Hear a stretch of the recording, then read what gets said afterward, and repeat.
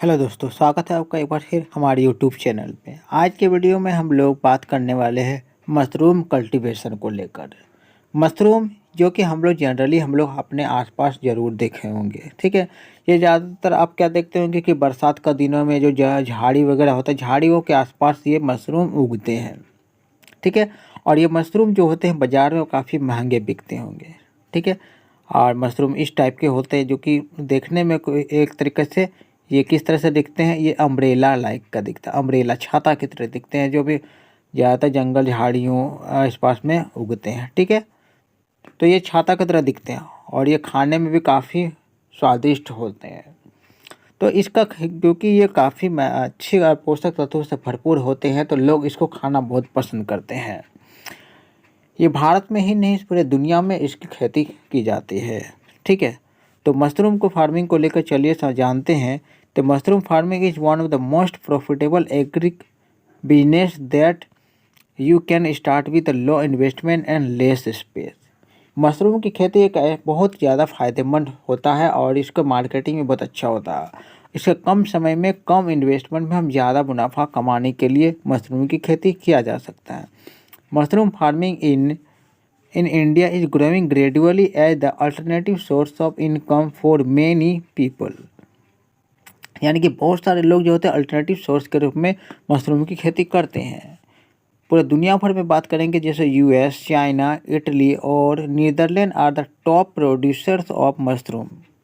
यानी कि ये सारे देश जो होते हैं कि उत्पादन में, मशरूम के उत्पादन के मामले में दुनिया में एक अच्छा और अलग स्थान रखते हैं।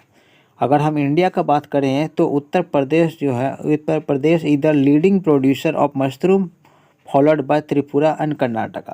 यानी इंडिया में सबसे ज़्यादा मशरूम की खेती उत्तर प्रदेश में होती है, साथ ही सेकंड नंबर में आता है त्रिपुरा और थर्ड नंबर में का केरला आ जाता है।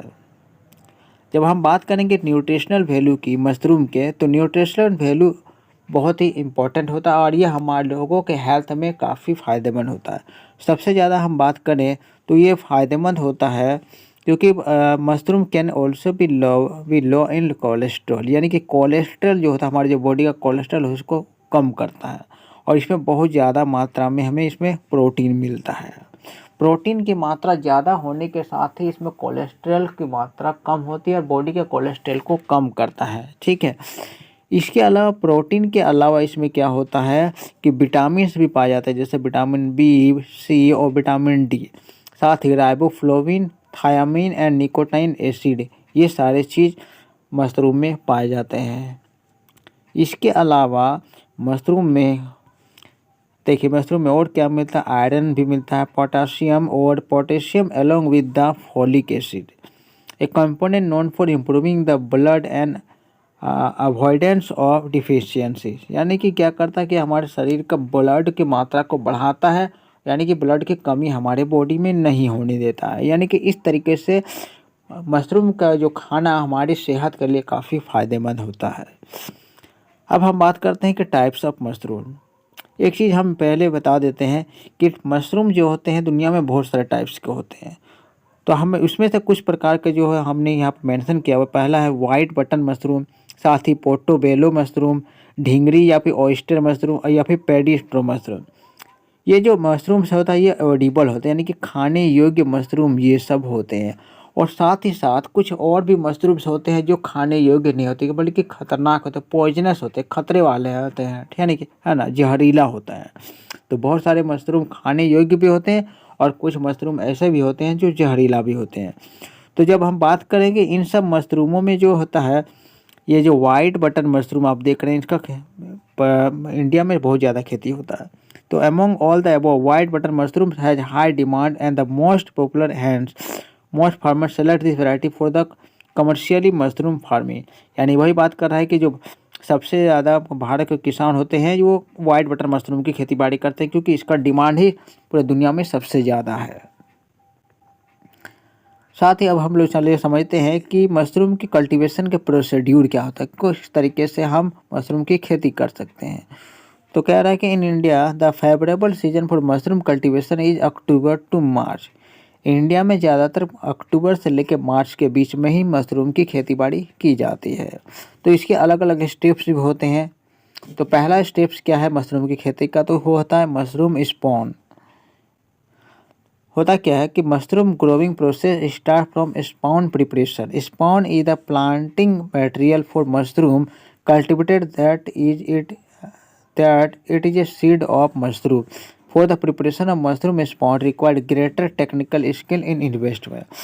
यानी कि इसमें क्या होता है कि मशरूम के जो बीज होते हैं उनको बीज को एक जगह में लगाया जाता है, ठीक है, उस बीज से मशरूम की उगाया जाता है।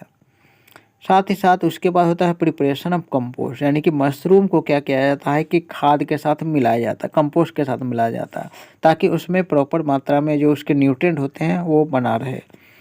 Compost is an artificially prepared growth medium from which mushroom can derive essential nutrient necessary for growth। यानी कि वही चीज़ है कि जो भी न्यूट्रिएंट होते हैं वो कंपोस्ट के थ्रू ही इसको मिलते हैं मशरूम को। उसके बाद नेक्स्ट स्टेप आता है स्पॉनिंग। तो स्पॉनिंग क्या होता है, तो seeds are a mix of compost, यानी कि जो मशरूम के बीज होते हैं उन्हें कंपोस्ट के साथ मिक्सिंग किया जाता है।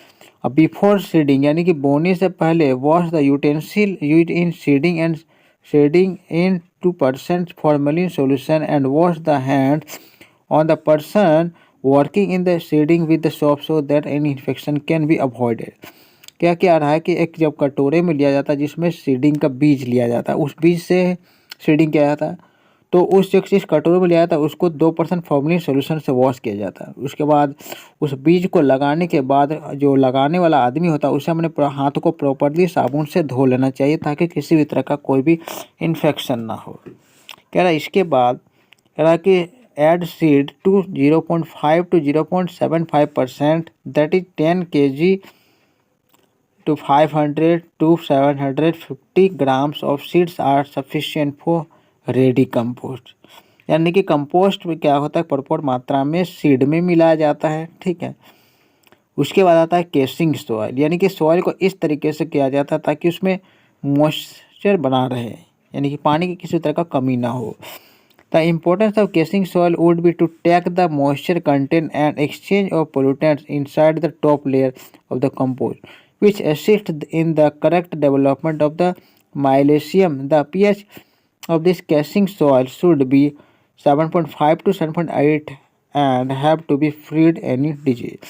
केसिंग का मतलब क्या होता है कि जब बीज लगा दिए तो उसके बाद हम प्रॉपर मात्रा में उसमें पानी देना चाहिए ताकि उसका जो मॉइस्चर कंटेंट है वो बरकरार रहे, और उससे क्या होता है मिट्टी थोड़ा ढीला हो जाता है तो फसल उगने के लिए थोड़ा आसानी पड़ता है।